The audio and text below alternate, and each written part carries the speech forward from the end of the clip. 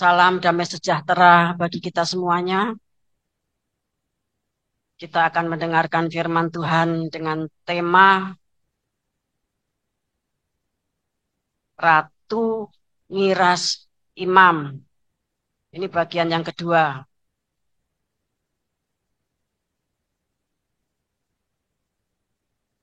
Bapak, Ibu, Saudara yang kasih Tuhan, Kitab Wahyu dengan 22 pasal itu punya jiwa tabut perjanjian.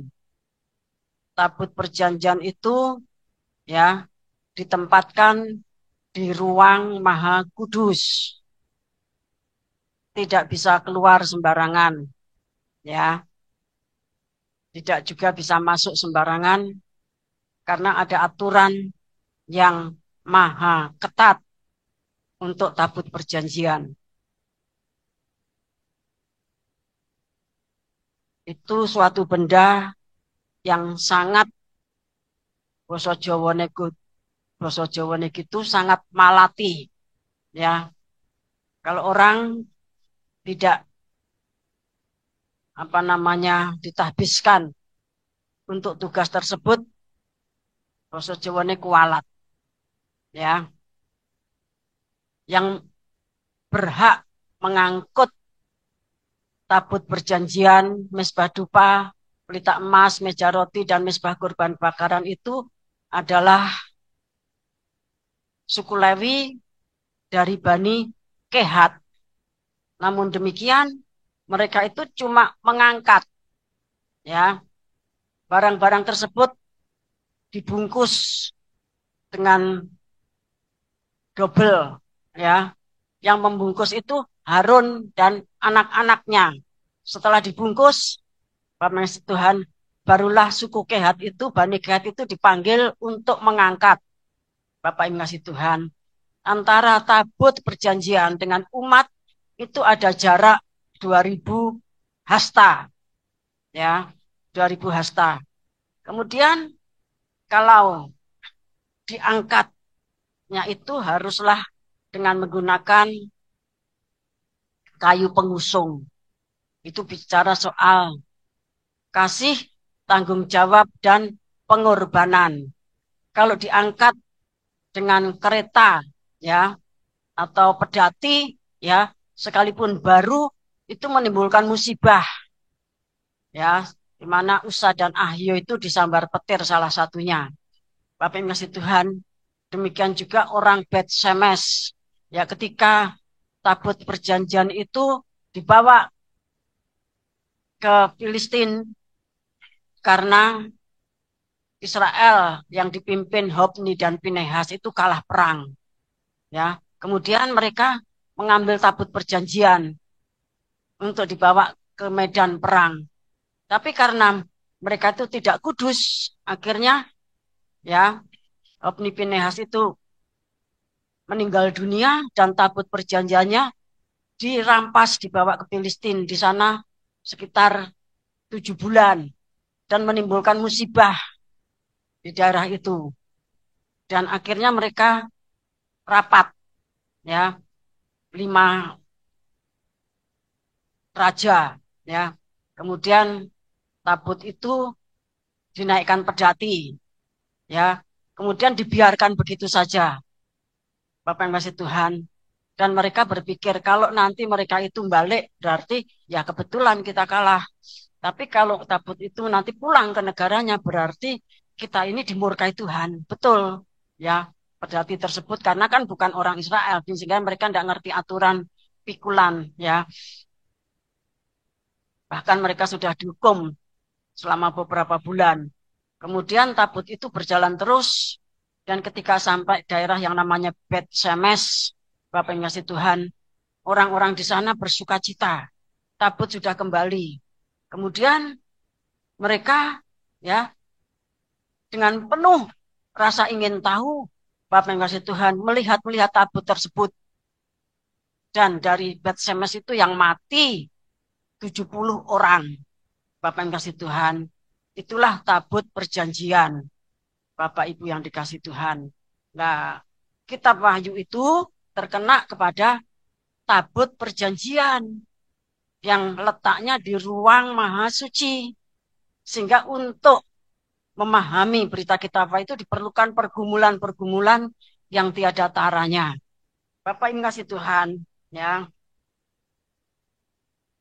Wahyu pasal 4, kemudian Wahyu pasal 5, dan Wahyu pasal 15 itu terkena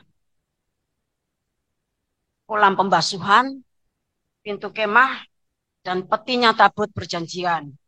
Sementara pasal 5, ya, sesuai dengan pewahyuan yang diterima Bapak F.G. Van Kessel, dia itu mengatakan bahwa Wahyu pasal 5, ya, yang berbicara tentang 7 meterai, itu bicara tentang hal-hal yang akan terjadi saat-saat terakhir bagi mempelai, ya. Mempelai wanita disempurnakan berpakaian seperti matahari dalam roh dan sabda. Jadi kesempurnaannya mempelai itu dikatakan dia tuh berpakaian matahari itu karena firman Allah dan Roh Kudus. Kita akan baca Kidung Agung pasal 6 ayat 10.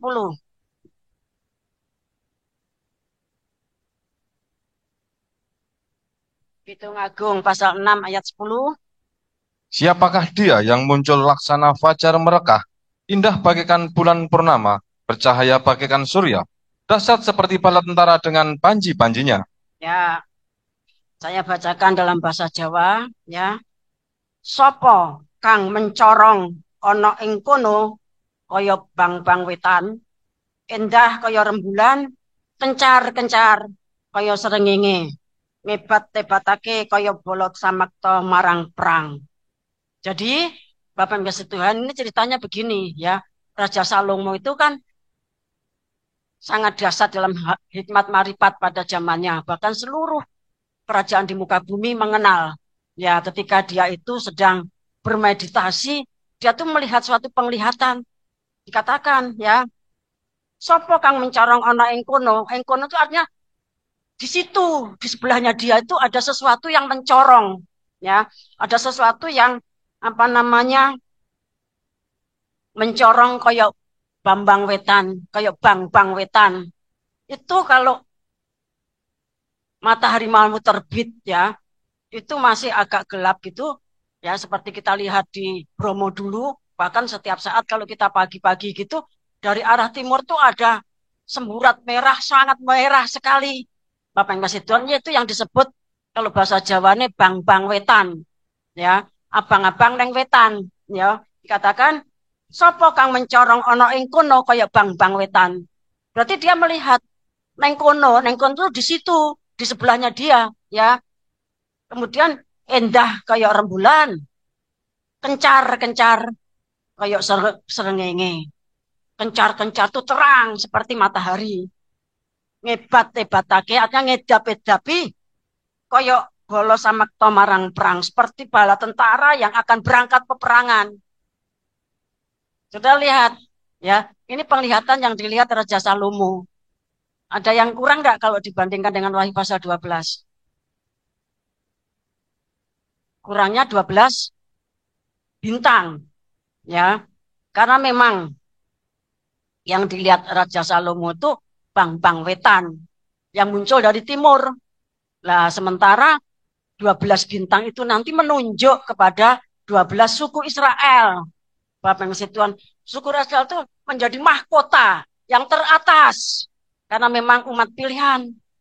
Bapak yang kasih Tuhan. Jadi hierarki itu, ya, Raja Salomo itu melihat dalam penglihatannya seperti itu. Ya, sing neng kono kuwi sapa to? Koyok bang wetan, ya,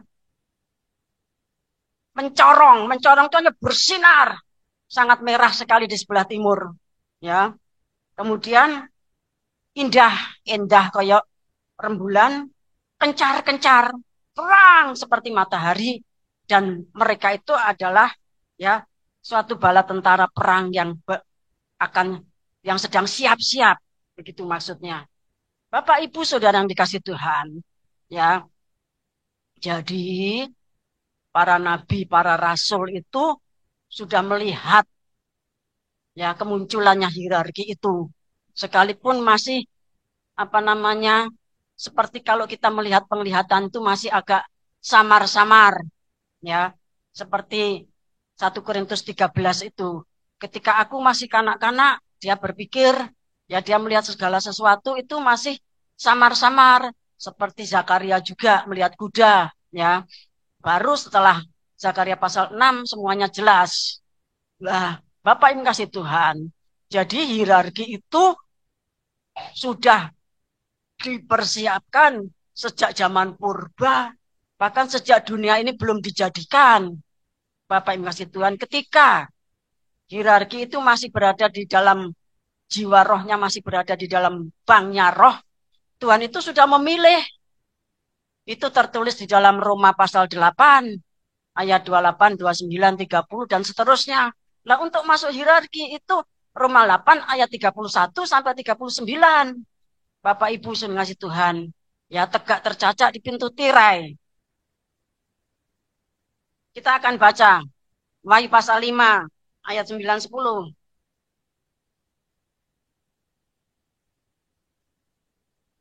Dan mereka menyanyikan suatu nyanyian baru, katanya. Engkau layak menerima gunungan kitab itu dan membuka meterai-meterainya, karena engkau telah disembelih, dan dengan darahmu engkau telah membeli mereka bagi Allah dari tiap-tiap suku dan bahasa dan kaum dan bangsa. Dan engkau telah membuat mereka menjadi satu kerajaan dan menjadi imam-imam bagi Allah kita, dan mereka akan memerintah sebagai raja di bumi. Ya, nyanyian baru yang menyatakan bahwa oleh pengorbanan Kristus dibentuk, dibuatlah suatu imamat rajani asal goyim. Bapak yang kasih Tuhan, ya, yang kita kenal sebagai hierarki tubuh Kristus 568. Indonesia mendapatkan kuota 60%, ya, 341, sementara luar negeri 5 benua mendapatkan kuota 40%, 227. Saya akan bacakan ayat 10 di dalam bahasa Jawa.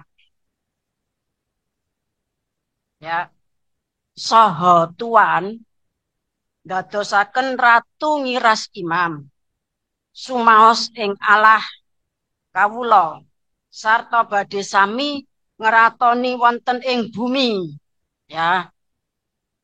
Jadi nanti dijadikan ratu ngiras imam. Ya. Kemudian itu dijadikan, dibentuk ya oleh Tuhan Yesus Kristus yang mati di atas kayu salib sebagai anak domba yang telah tersembelih, sebagai singa dari suku Yehuda.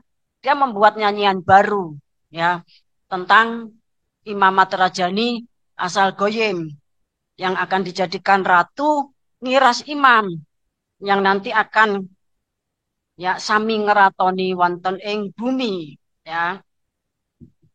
Bapak Ibu Saudara dan kasih Tuhan ya, seperti tugasnya utusan dari Pentakosta hujan awal ya, nanti Wahyu pasal 5 ayat 6 ya, orang yang dipenuhkan Roh Kudus mencapai hitungan angka 7, Bapak yang kasih Tuhan, itu nanti menjadi utusan. Nah, mereka itu nanti seperti tugasnya utusan dari Pentakosta hujan awal, demikian pula tugas utusan dari Pentakosta hujan akhir. Ya, tugasnya itu apa?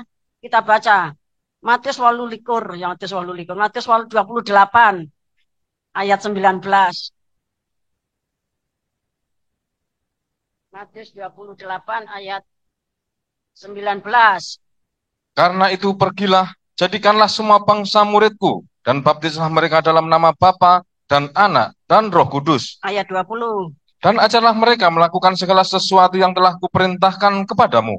Dan ketahuilah, aku menyertai kamu senantiasa sampai kepada akhir zaman. Ya, kemudian KPR 2 ayat 36 sampai 41. Kisah Para Rasul 2 ayat 26. Sebab itu hatiku bersukacita dan jiwaku KPR bersorak. pasal 2 ayat 36 sampai 41.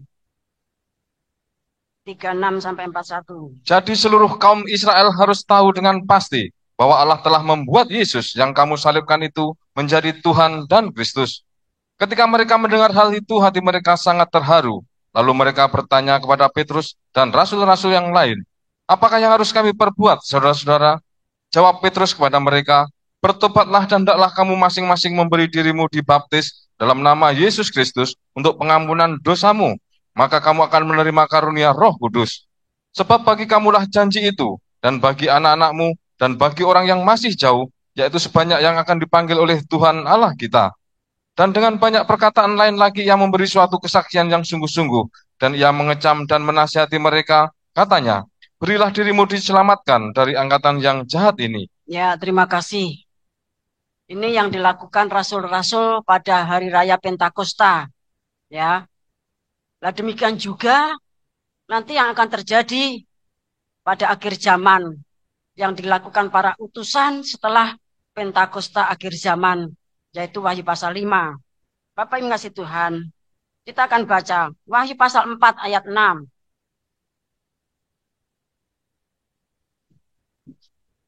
Dan di hadapan tahta itu ada lautan kaca bagaikan kristal. Di tengah-tengah tahta itu dan di sekelilingnya ada 4 makhluk penuh dengan mata, di sebelah muka dan di sebelah belakang. Ya, kemudian kita baca Wahyu 15 ayat 2 sampai 4. Dan aku melihat sesuatu bagaikan lautan kaca bercampur api. Dan di tepi lautan kaca itu berdiri orang-orang yang telah mengalahkan binatang itu, dan patungnya, dan bilangan namanya. Pada mereka ada kecapi Allah. Dan mereka menyanyikan nyanyian Musa, hamba Allah, dan nyanyian anak domba bunyinya.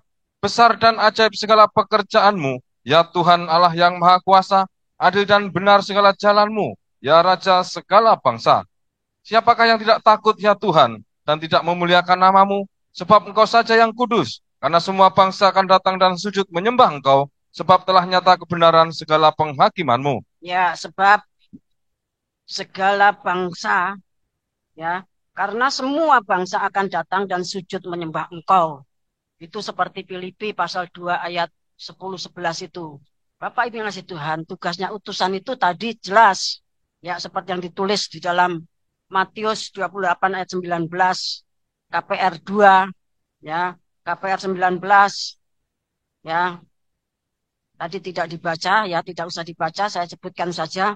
KPR 19 ayat 3 sampai 9, ya.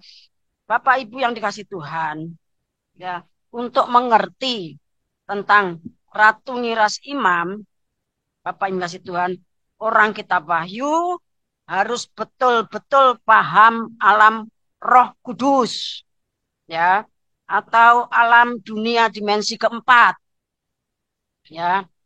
Kalau kita tidak belajar memahami alamnya Roh Kudus, alam dunia, ya, dimensi keempat, maka sulit untuk mengikuti Bapak yang kasih Tuhan, ya, pengajaran kitab Wahyu yang dibuka dengan pola tabernakel, ya, yang menampilkan hierarki, yang mana 7 guru, ya, yang dipimpin malaikat sang surya, 70 penatua, 490 penghulu, itu semuanya nanti dikasih kunci mesabo untuk melaksanakan penghukuman murka Allah.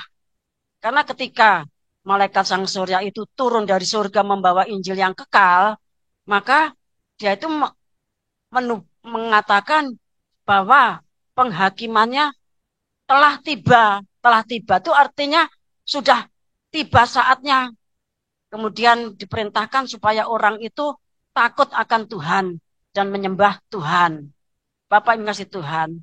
Jadi hierarki itu 1, 7, 70, 490 itu nanti semuanya punya kunci mesabo untuk melaksanakan penghukuman murka Tuhan atas dunia ini. Bapak Ibu yang kasih Tuhan, ya. Oleh sebab itu hierarki, ya, atau Ratu Niras Imam itu harus memahami, ya, alam dunia dimensi keempat, sekalipun mungkin masih 0,1% atau mungkin 0,0001%. Paling tidak percaya bahwa dunia itu ada. Ya, nanti kalau saudara semakin dalam dan semakin sungguh-sungguh di dalam PM, nanti kita akan dilatih sendiri oleh firman Allah dan Roh Kudus. Bapak Ibu kasih Tuhan. Kita akan dilatih sendiri oleh firman Allah dan Roh Kudus. Bapak Ibu yang dikasih Tuhan, ya. Kemudian di dalam Yohanes pasal 4 ayat 24 dikatakan Allah itu roh, guru besar, ya. Dan barang siapa menyembah dia harus menyembahnya dalam roh dan kebenaran. Rohnya itu roh huruf kecil, artinya roh kita, ya. Dan kebenaran itu harus menyembah. Yang menyembah itu roh kita. Bapak yang kasih Tuhan, kalau daging kita tuh enggak mau. Disuruh PM gitu enggak mau. Bel sudah dibunyikan, dipetet. Kok enggak usah ngenteni, enggak usah sing ngampiri. Enggak usah sing besuk. Lah, saudara saya beritahu PM itu bukan tugasnya pengerja, bukan. PM itu tugasnya hierarki. Saudara bisa melakukannya di gereja, ya. Saudara bisa melakukan di rumah, namun demikian harus setia, ya. Karena itu dinilai, ya. Dinilai saudara itu dipoto, direkam. Semua gerak-gerik kita itu direkam, difoto. Oleh siapa? Ya oleh para malaikat. Seperti kalau kita mengikuti MP3 itu, kan ada perhitungannya. Oh, iki lulus, iki bijine nilainya sekian, sekian, sekian.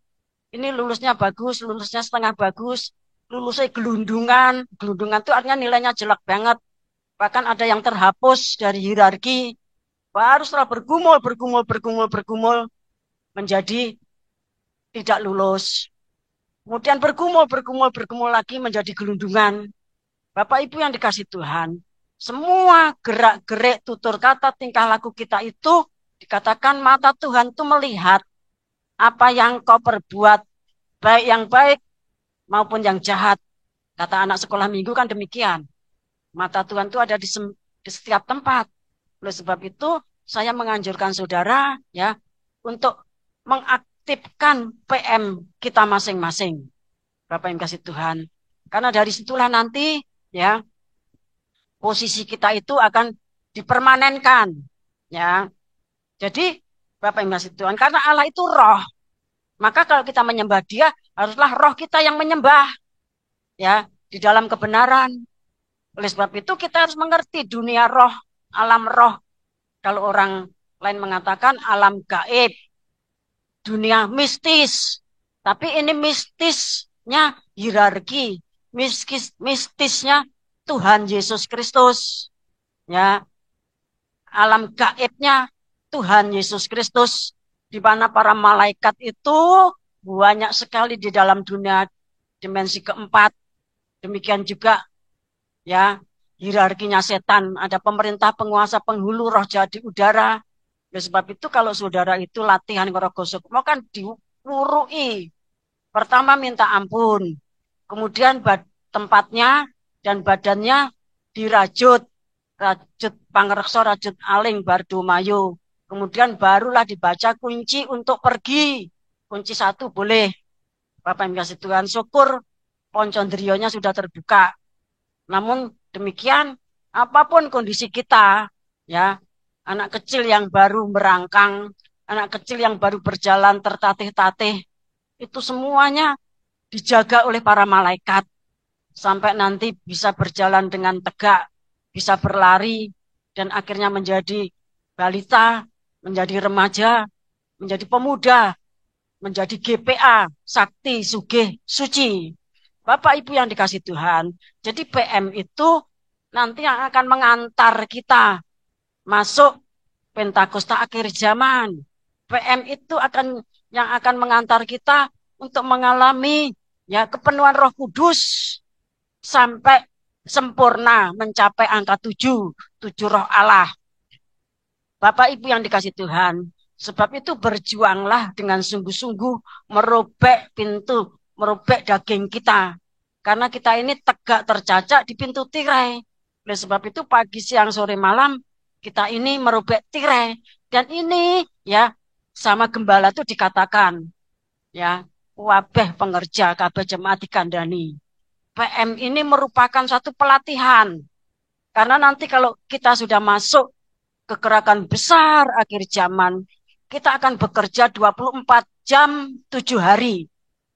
Ya, 24 jam 7 hari.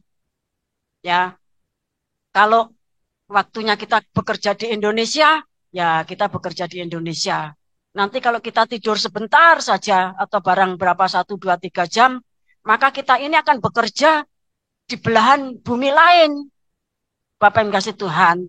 Tapi dalam kondisi kita tuh mudeng, paham. Sehingga kalau sakit, ya pulang sakit. Kalau saudara kena antem, ya pulang kena antem, Bapak yang kasih Tuhan. Jadi kita kerja 24 jam full, ya 7 hari.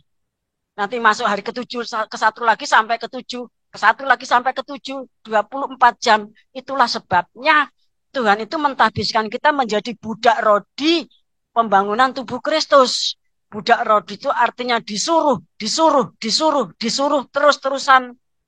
Jadi bolo dupaan, ya di pingpong. Kalau orang katakan, ditendang ke sana kemari, ditendang ke sana kemari, ditendang ke sana kemari. Itulah hierarki Bapak Ibu yang dikasih Tuhan. Karena kita memang goyim, ya. Bapak yang kasih Tuhan. Jadi saudara harus belajar. Kita harus belajar. Dan kita paling tidak harus percaya ada dunia mistisnya hierarki. Ada dunia gaibnya hierarki. Bapak yang kasih Tuhan. Artinya itu dunia dimensi keempat. Begitu loh. Jangan kalau mendengar kata mistis, mendengar kata gaib terus sudah wah kejawen. Misalnya ya saudara nanti bisa diserang sama orang Jawa. Pak Mason, ya kalau saudara mengatakan demikian, ya dunia mistis, dunia alam roh, karena Allah itu roh adanya, ya. Nah kita harus belajar memahami, Bapak yang kasih Tuhan. Kalau saudara itu mendapatkan karunia melihat, ya saudara melihat, temanmu kan tidak melihat, karena itu ada dalam dunia gaibnya hierarki, seperti Rasul Paulus ketika dia masih bernama Saulus, ya, udah sinar, kemudian jatuh, teman-temannya melihat. Tapi waktu Saulus bertanya, siapa engkau ya Tuhan? Kemudian Tuhan Yesus menjawab, yang lain tidak mendengar, Bapak yang kasih Tuhan. Yang lain tidak mendengar, yang mendengar cuma Saulus, Bapak yang kasih Tuhan. Ya, demikian juga yang dialami Nabi Daniel, yang dialami Nabi Yeskiel. Ketika dia mendapatkan pengalaman roh, mendapatkan pewahyuan, dia yang mengerti. Orang di sekitarnya tidak tahu, Bapak yang kasih Tuhan. Nah, kita harus belajar memahami dunia roh. Ya, dunia roh itu dunianya Tuhan. Karena Tuhan itu roh adanya, roh huruf besar. Kita harus memahami dunia roh huruf besar, dunianya Tuhan. Bapak yang kasih Tuhan. Nanti kalau tidak demikian, kita nanti akan menjadi pembuli. Kita akan menjadi penghujat. Kita akan menjadi orang yang selalu mengolok-olok. Ya, seperti yang dikatakan di dalam Yeskiel 16 itu, ya, semuanya mempergunjingkan sehingga Tuhan itu sakit hati. Bapak Ibu Saudara yang dikasih Tuhan, ya. Kita baca Ibrani pasal 12. Ini dunianya Tuhan, dunianya roh huruf besar, dunia gaib, dunia mistis, ya, alam dunia dimensi keempat, ya, yang kita masuki dengan hikmat dan ma'rifat. Kita baca Ibrani 12 ayat 22 sampai 24. Tetapi kamu sudah datang ke Bukit Zion, ke kota Allah yang hidup, Yerusalem surgawi, dan kepada beribu-ribu malaikat, suatu kumpulan yang meriah, dan kepada jemaat anak-anak sulung yang namanya terdaftar di surga, dan kepada Allah yang menghakimi semua orang, dan kepada roh-roh orang benar yang telah menjadi sempurna, Dan kepada roh-roh orang-orang benar, berarti banyak jumlahnya terus. dan kepada Yesus, pengantara perjanjian baru, dan kepada darah pemercikan yang berbicara lebih kuat daripada darah Habel. Ya, inilah yang disebut, ya, perhimpunan di Bukit Sion. Yang kita baca juga ayat 1 sampai 5 dari Wahyu pasal 14 sudah sangat sering kita baca, sudah hafal ya. Bapak Ibu saudara kasih Tuhan ya. Himpunan pengantin perempuan mempelai anak domba itu ada di Bukit Sion, bukan di Gunung Sinai. Kalau dalam membaca ayat 18, kita tidak datang ke Gunung Sinai, tapi kita datang ke Bukit Sion, di mana di sana ada para malaikat yang sangat banyak sekali. Kemudian, ya, itu ada suatu kumpulan yang meriah, ada jemaat anak-anak sulung yang namanya terdaftar di surga, kepada Allah, kepada Tuhan Yesus Kristus, pada darah Kristus, kepada roh-roh orang-orang benar yang telah menjadi sempurna. Bapak Ibu kasih Tuhan. Jadi di dalam alam dunia dimensi keempat itu, Bapak Ibu yang dikasih Tuhan, isinya tuh ya seperti itu. Bapak Ibu kasih Tuhan. Makhluk roh, ya, dari Bapa, Anak, Roh Kudus, kemudian para malaikat, kemudian jemaat sulung, kemudian orang-orang benar, ya, yang roh-rohnya itu sudah menjadi sempurna, bahkan pemercikan oleh darah Kristus. Bapak Ibu yang dikasih Tuhan, ini isi dari ruang maha suci. Ya, isinya ruang maha suci itu seperti itu. Bapak yang kasih Tuhan. Oleh sebab itu kalau kita terus-menerus aktif di dalam perbaikan tirai daging, kita akan bisa mengintip, ya, mengintip untuk bertemu dengan mereka-mereka itu. Bapak yang kasih Tuhan. Kita belum boleh masuk ke sana karena darah daging tidak akan masuk kerajaan surga. Ya, 1 Korintus 15 ayat 50 dan seterusnya itu. Tetapi kita yang tegak tercaca itu akan mengintip. Ya, seperti gembala itu ketika pintu itu sudah terbuka sekian senti itu mengintip ke bumi. Bahkan bisa mengintip pesawat yang terbang. Bapak Tuhan. Nah, kita ini mengintip, ya, melihat sedikit dari perkara-perkara ajaib dari ruang maha suci. Kadang saudara ditemuin malaikat, kadang saudara ditemuin para nabi, kadang saudara ditemuin para rasul, kadang saudara ditemuin nenek moyang, kadang saudara ditemuin suami atau istri atau keluarga. Itu bukan sesat. Alkitab itu seperti itu. Bapak Ibu kasih Tuhan, ya, seperti halnya Musa dan Elia menemui Tuhan Yesus. Tuhan Yesus masih darah daging. Yang bisa melihat cuma Yakobus, Petrus, dan Yohanes. Matius pasal 17. Begitupun Tuhan masih berpesan. Ojo dicerita-cerita ke. Ya saat durungnya aku munggah balik neng swarga. Dikatakan demikian. Bapak Ibu yang kasih Tuhan. Lah perkara seperti ini itu bukan jatahnya halaman. Bukan juga jatahnya ruang suci. Bapak yang kasih Tuhan. Sehingga kalau saudara berbicara kepada sembarang orang, saudara akan dikatakan, ya, wong lindur, ya, wong lindur, kokian ngimpi, Bapak yang kasih Tuhan. Ya panen raya 7 tahun itu cuma gara-garanya mimpinya Yusuf, ya. Yusuf Maria itu menyelamatkan tubuh Kristus yang masih bayi itu lewat mimpi-mimpi yang diterima dari malaikat, ya. Demikian juga Nebukadnezar mengerti tentang akhir zaman itu lewat mimpi melihat patung, ya, dan yang lain-lainnya. Bapak Ibu ngasih Tuhan, karena mimpi itu merupakan makrifat yang paling rendah, ya. Makrifat itu merupakan awal, mimpi itu merupakan awal dari makrifat.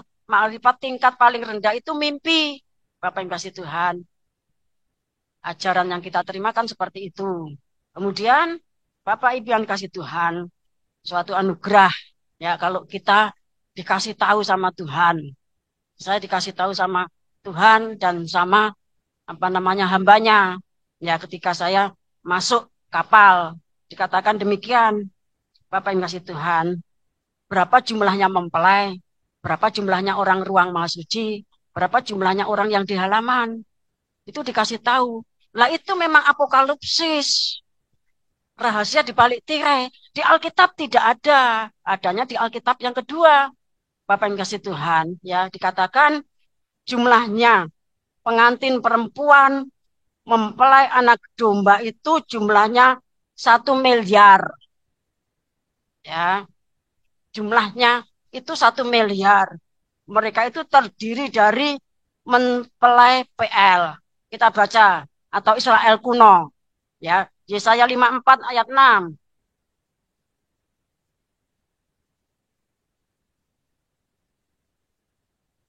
Sebab seperti istri yang ditinggalkan dan yang bersusah hati, Tuhan memanggil engkau kembali. Masakan istri dari masa muda akan tetap ditolak, firman Allahmu. Ya, terima kasih. Ayat yang ke sampai ayat yang ke-8 ya supaya pembacaannya lengkap. Hanya sesaat lamanya aku meninggalkan engkau, tetapi karena kasih sayang yang besar aku mengambil engkau kembali. Dalam murka yang meluap aku telah menyembunyikan wajahku terhadap engkau sesaat lamanya, tetapi dalam kasih setia abadi aku telah mengasihani engkau, firman Tuhan penebusmu. Ya, dalam kasih setia yang abadi. Jadi, kasihnya Bapa kepada Israel itu sampai putih rambutnya, ya. Yang lanjut usianya itu rambutnya juga putih. Bapak yang kasih Tuhan, itu Allah Bapa. Dia merindukan ya istri masa mudanya, ya, untuk menjadi untuk dikasihi dengan kasih setia yang abadi. Kita baca Yesaya 62 ayat 4 sampai 5.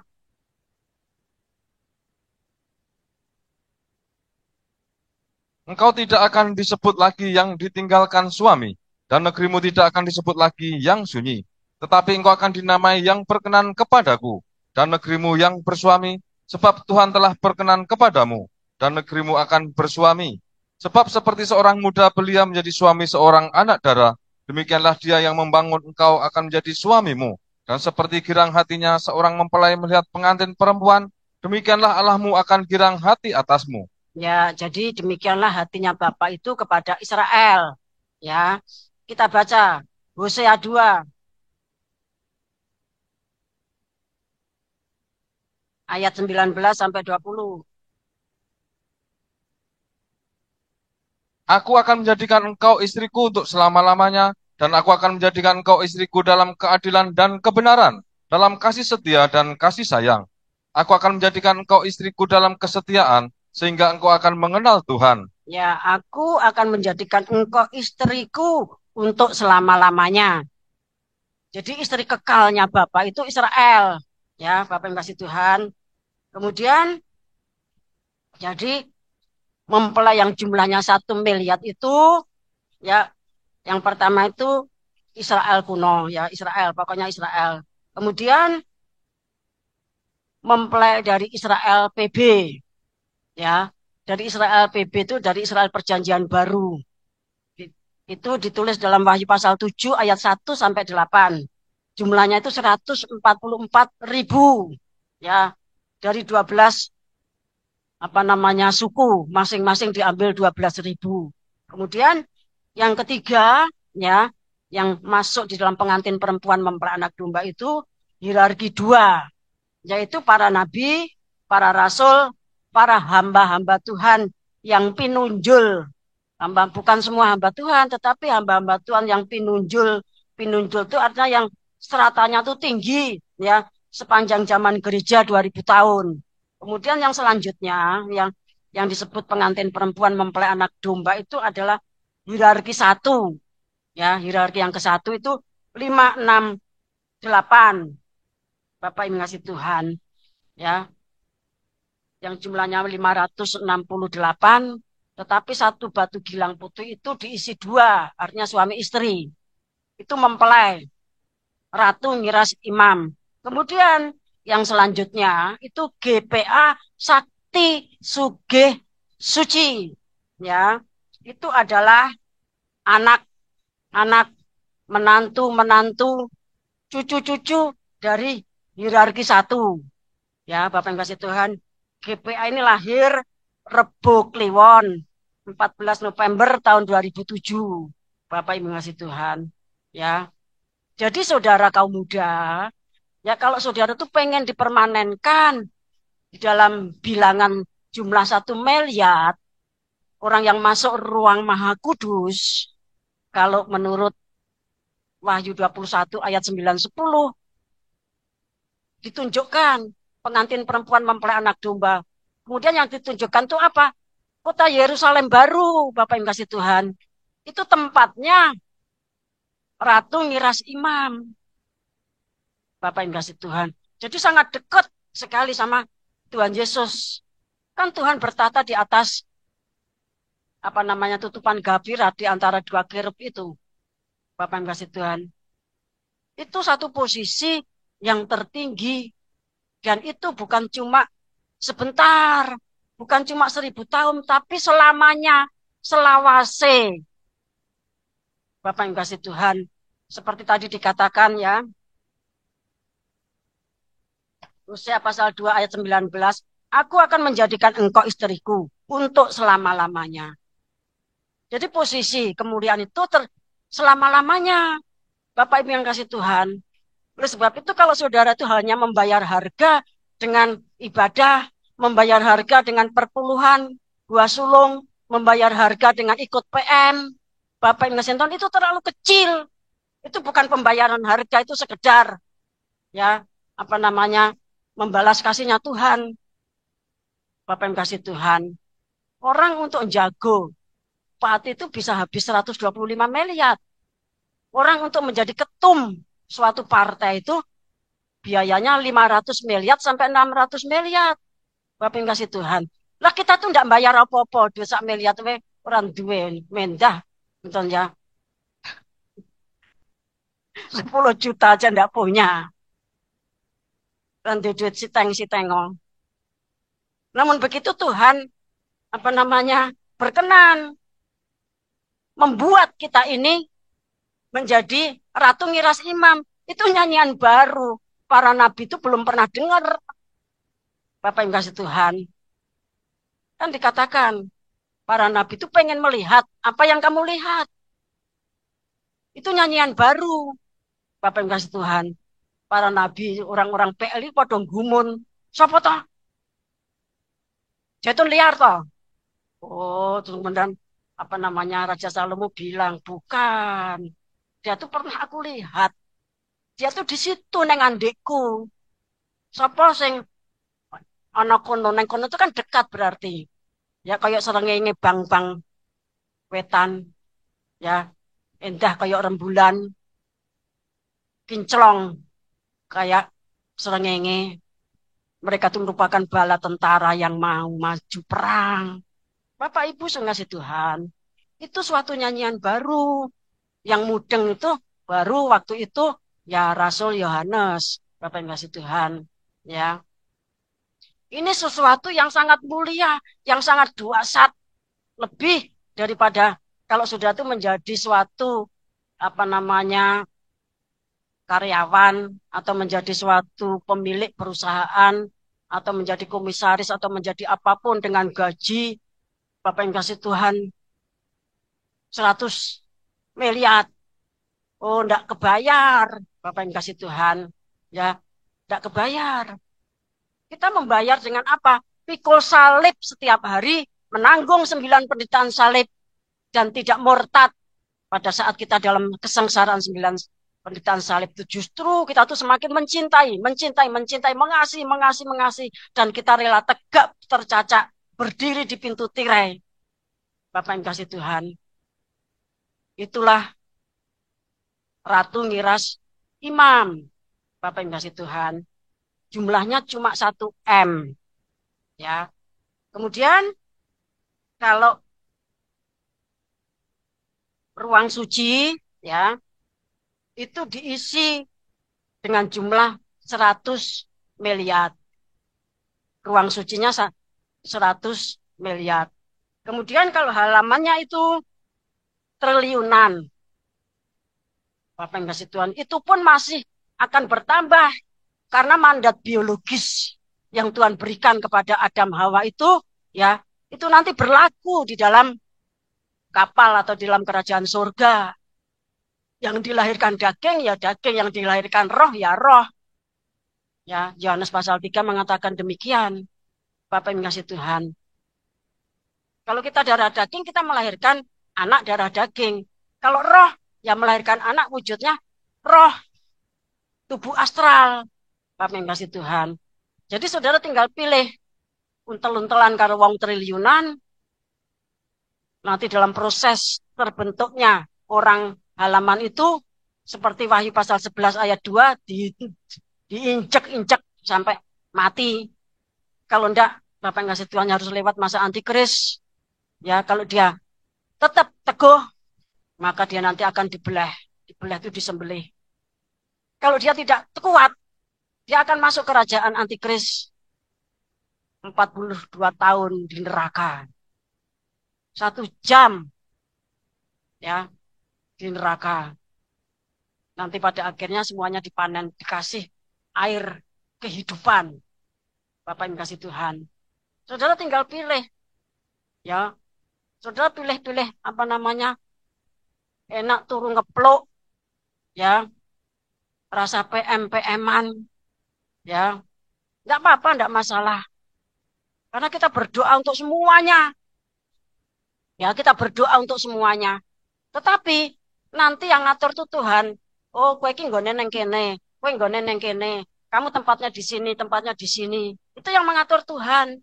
Seperti kedua anaknya Zebedius, Yakobus sama Yohanes.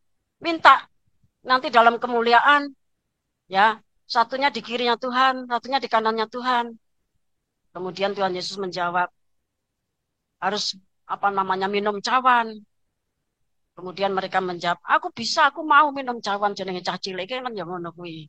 Terus dikandani, memang kamu nanti akan minum cawan, ya. Tapi perihal duduk di sebelah kiri atau di sebelah kanan itu yang menunjukkan Bapa. Nanti yang menentukan Bapa. Yang menentukan itu Bapa. Yang di sebelah kanan kan Imam Besar Melkisedek. Ya toh. Ya, Bapak Ibu yang dikasih Tuhan. Jadi saudara yang sudah menerima kitab Wahyu sekian belas tahun, saudara lahir di kitab Wahyu, orang tuamu menikah diberkati di kitab Wahyu, Bapak yang kasih Tuhan, anak-anakmu lahir di kitab Wahyu, ya, orang tuamu menjadi hierarki, kamu anak-anaknya itu menjadi GPA Sakti Sugi Suci. Sebab itu sebelum Wahyu pasal 10 digenapi, saudara orang tua ya berdoa, bergumul supaya anak-anak itu kembali kepada posisinya menjadi GPA Sakti Sugi Suci. Bapak yang kasih Tuhan, para orang tua yang sudah di sana, yang nanti akan datang pada gelombang yang kedua itu menangis darah. Kalau melihat anak-anaknya, mereka bisa melihat, Bapak yang kasih Tuhan, ya, ada anak-anaknya yang kondisinya seperti jemaat Laodikia, sugih pancen, tapi kata Tuhan miskin. Tapi ada anak-anaknya, ya, kayak jemaat Philadelphia, ya, melarat anak-anakku. Tapi aku ayem, tentrem, bahagia. Anak-anakku teguh di dalam pengajaran. Bapak yang dikasih Tuhan. Itu tangis orang tua yang di sana. Bapak Ibu yang dikasih Tuhan, ya. Jadi jelas, ya, jumlahnya mempelai itu 1 M. Ruang suci 100 miliar. Ya, kemudian halaman itu triliunan. Tapi itu nanti bisa bertambah. Bapak Ibu yang dikasih Tuhan, kita baca 2 Korintus pasal 5 ayat 5 sampai 10.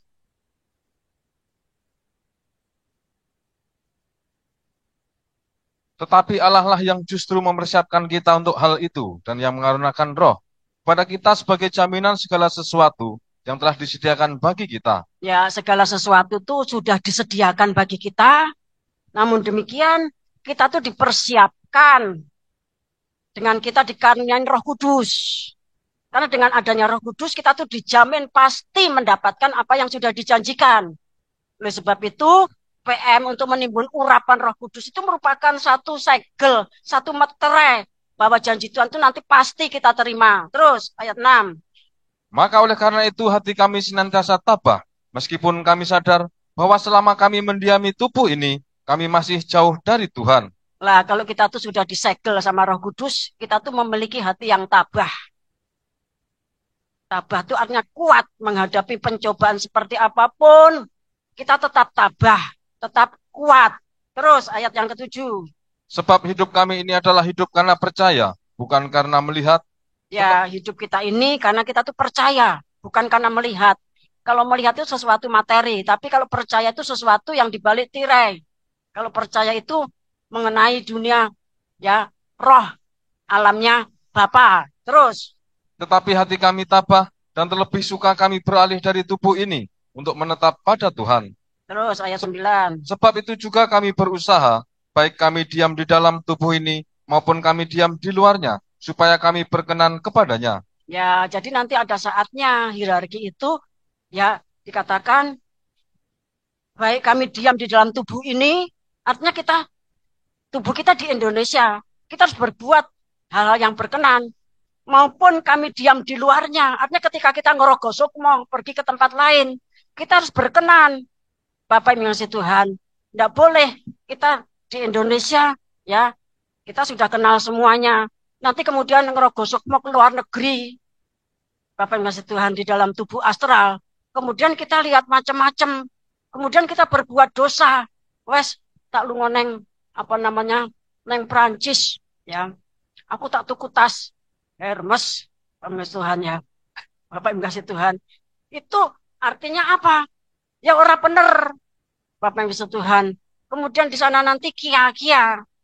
Kia-kia bahasa Surabaya. Ya tahu kia-kia itu artinya jeng-jeng, ya. Suka-suka. Bapak yang kasih Tuhan. Nggak boleh. Artinya di dalam tubuh maupun di luar tubuh, kita tuh harus berkenan kepada Tuhan. Ayat 10. Sebab kita semua harus menghadap tahta pengadilan Kristus, supaya setiap orang memperoleh apa yang patut diterimanya sesuai dengan yang dilakukannya dalam hidupnya ini, baik ataupun jahat. Ya, jadi posisi dalam hierarki itu ditetapkan karena perbuatan kita, baik atau jahat, baik di dalam tubuh maupun di luar tubuh. Bapak yang kasih Tuhan. Artinya sekarang ini maupun nanti kalau kita sudah menjadi utusan, ada saatnya kita tuh diutus pergi badan jiwa roh. Tapi ada saatnya kita tuh pergi ya di Indonesia badan kita, tetapi jiwa roh kita ya melanglang jagat. Ada saatnya seperti itu. Seperti apa namanya para rasul dulu juga demikian. Bapak Ibu yang kasih Tuhan, ya. Oleh sebab itu, posisi itu sangat ditentukan oleh bagaimana kita ini dalam hidup kita ini, ya. Kita melakukan perkara yang baik atau yang jahat. Bukan berarti keselamatan itu karena kebaikan kita, bukan. Ya, bukan. Kan kita sudah mulainya dari pintu gerbang.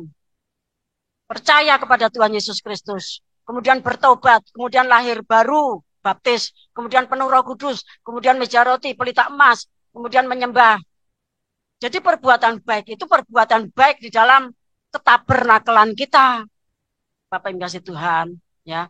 Kalau kita nanti banyak berbuat jahat, ya mungkin bisa masuk hitungan 100 miliar. Tapi kalau so soyon jahat banget, Bapak yang kasih Tuhan, ya. Jahatnya tuh keliwat-liwat. Ya nanti masuk hitungan yang triliunan. Tidak antikris kalau ndak nyemplung neraka dhisik 42 tahun baru diangkat dikasih air kehidupan. Wahyu pasal 22 mengatakan demikian. Bapak Ibu yang dikasih Tuhan. Karena pada hakikatnya nanti semua bangsa, semua lidah, semua mulut itu mengaku Tuhan Yesus Kristus dan menyembah Tuhan Yesus Kristus. Tetapi tinggal jalannya dan kemuliaannya di dalam tabernakel surga. Bapak yang kasih Tuhan, terserah saudara mau pilih yang mana, ya. Firman sudah disampaikan terus-menerus. Kita baca 2 Korintus pasal 5 ayat 10 sudah kita baca ya. Tadi dikatakan ya. Kemudian kita baca Wahyu 14 ayat 13.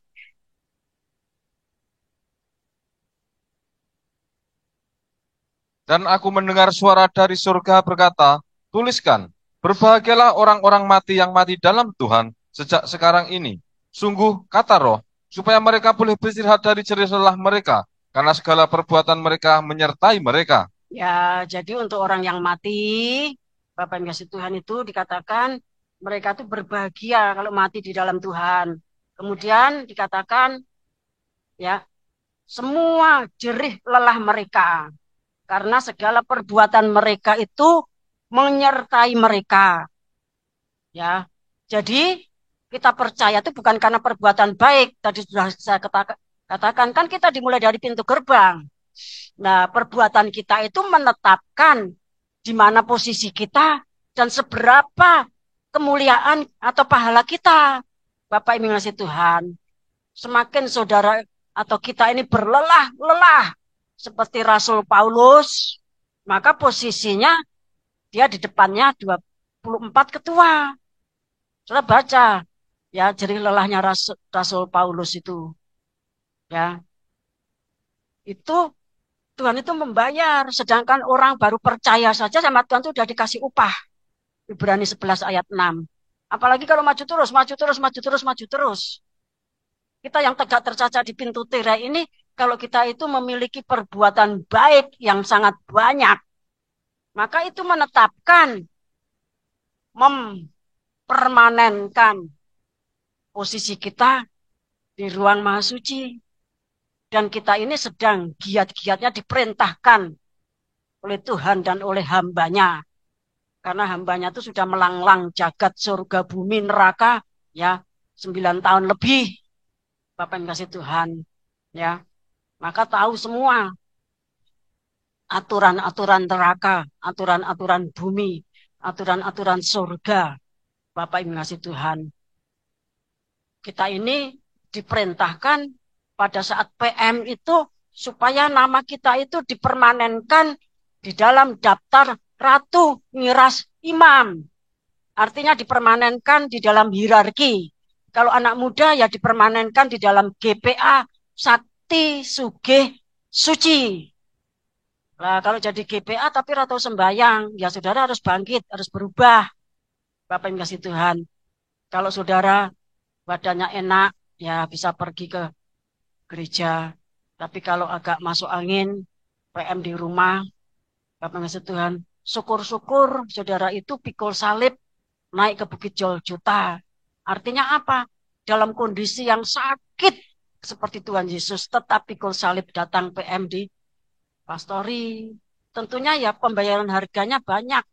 Badannya lungkrah kabeh, bendino masuk angin, watuk pilek, Bapak kasih Tuhan, balung-balungnya keju, itu pembayaran harga, itu belum seberapa. Kan tidak ada yang karena PM kemudian mencucurkan darah. Ya, seperti yang Tuhan katakan di dalam Ibrani pasal 11 itu, di dalam melawan dosa, belum pernah mencucurkan darah. Bapak kasih Tuhan. Saya ngomong begini itu menggiatkan saudara. Supaya saudara itu kita ini dipermanenkan di dalam hierarki. Dipermanenkan sebagai Ratu Miras Imam. Bapak Ibu yang kasih Tuhan. Ya. Kita baca Lukas 22 ayat 28 sampai 30. Kamulah yang tetap tinggal bersama-sama dengan aku dalam segala pencobaan yang aku alami. Dan aku menentukan hak-hak kerajaan bagi kamu, sama seperti Bapakku menentukannya bagiku.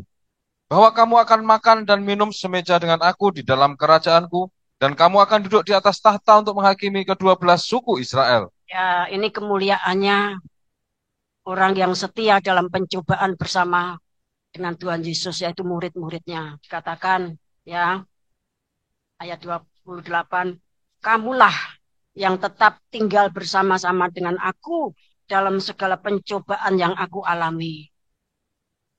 Jangan sampai ketika gurunya mengalami pencobaan, podo belayu kabeh. Bapak yang kasih Tuhan itu namanya tidak setia. Ya tentunya Tuhan Yesus tidak maulah punya pengantin perempuan mempelai anak domba yang tidak setia.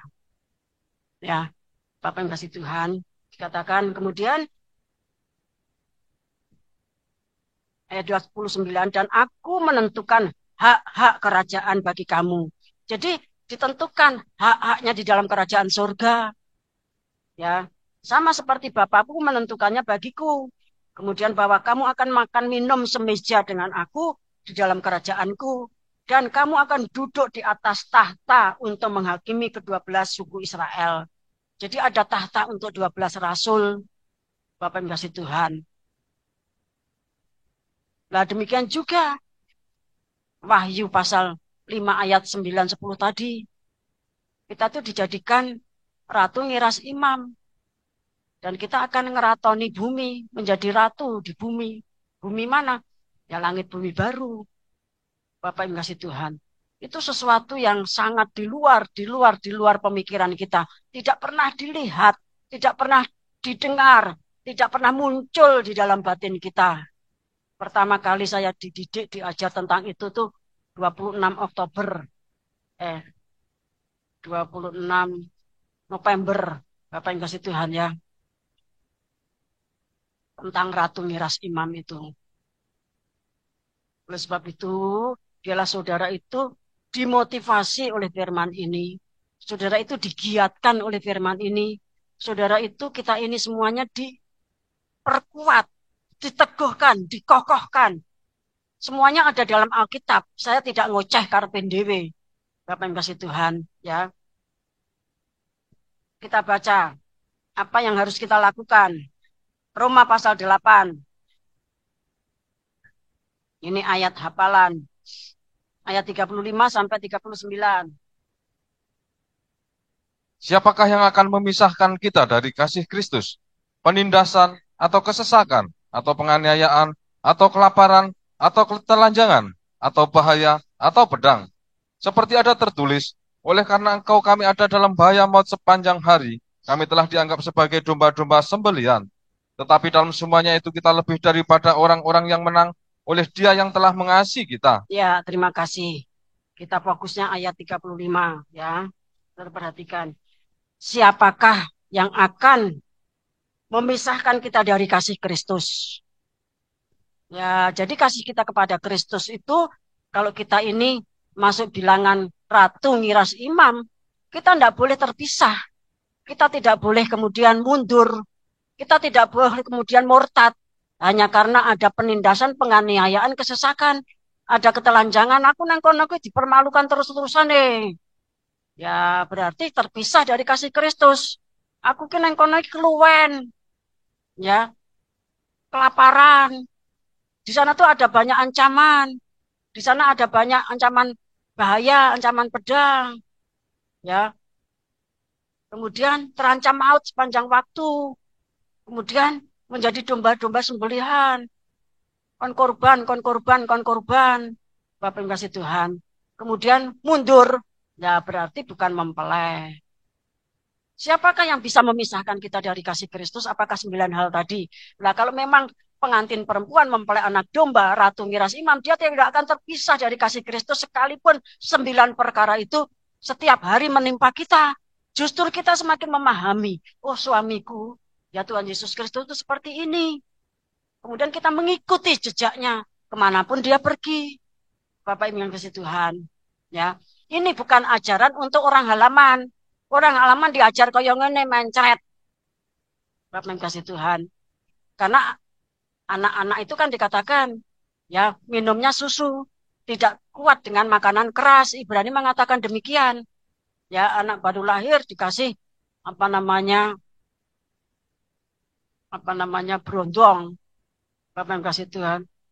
Ya, sakit, bisa-bisa mati. Ya, bayi yang baru lahir itu dikasih susu jati, susu yang murni.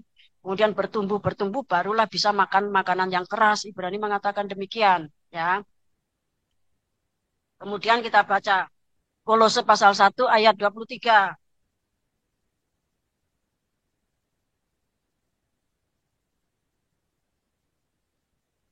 Sebab itu kamu harus bertekun dalam iman, tetap teguh dan tidak bergoncang, dan jangan mau digeser dari pengharapan Injil yang telah kamu dengar dan yang telah dikabarkan di seluruh alam di bawah langit, dan yang aku ini, Paulus, telah menjadi pelayannya. Ya, kita harus bertekun. Kemudian di dalam iman, tetap teguh dan jangan bergoncang. Apapun langit bumi bergoncang kalau kita nyanyi ya. Matahari bulan bintang menjadi hitam kelam, bintang-bintang pada jatuh, gunung-gunung pada meledak, meletus. Ya, kemudian banjir di mana-mana, terjadi likuifaksi di mana-mana.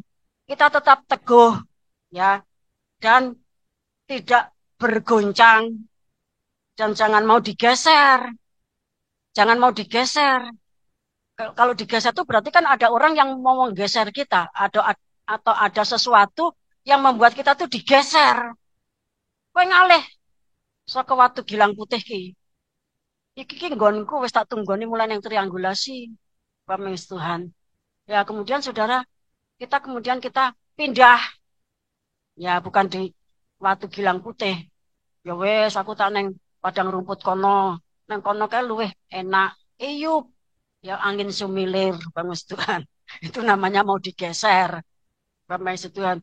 Karena yang nunggu di batu Gilang itu posisinya 7 guruh, posisinya malaikat sang surya itu yang nunggu tuh banyak banget. Hampir banyak sekali orang tuh yang menunggu batu Gilangnya malaikat sang surya. Bapak yang kasih Tuhan. Ada yang menunggu batu Gilangnya 7 guruh dan seterusnya. Bahkan ada orang yang karena matanya ini tertutup, poncondrianya belum terbuka, dia maju terus nyedai tahtanya Tuhan. Itu terjadi di triangulasi itu seperti itu. Tapi Tuhan ini ya maha sabar. Gitu loh. Oh, motornya saya tepen. Saya tepen itu artinya banyak beloboknya. Masih apa masih buta? Enggak apa-apa. Bersama Tuhan disuruh dipanggilkan. Nabi Musa tolong ini dipimpin ke sana. Ya, kalau enggak mungkin Rasul Paulus ini tolong dituntun ke tempatnya. Ya, di apa namanya dibawa ke daerah rumput itu. Bapak yang kasih Tuhan. Kan demikian penataran kita. Dewan musyawarah kita kan demikian. Nah, oleh sebab itu jangan mau saudara itu digeser. Karena yang antri itu banyak. Ya, oleh sebab itu harus bertekun di dalam iman. Harus teguh. Jangan goncang. Sidik-sidik goncang. Krungu suara kaya ngene goncang. Bapak yang kasih Tuhan ya. Ada suara sedikit goncang. Ada apa namanya keributan sedikit goncang. Bapak yang kasih Tuhan, itu bukan jatahnya mempelai, itu jatahnya orang triliunan. Ya, kita baca Wahyu 3 ayat 11.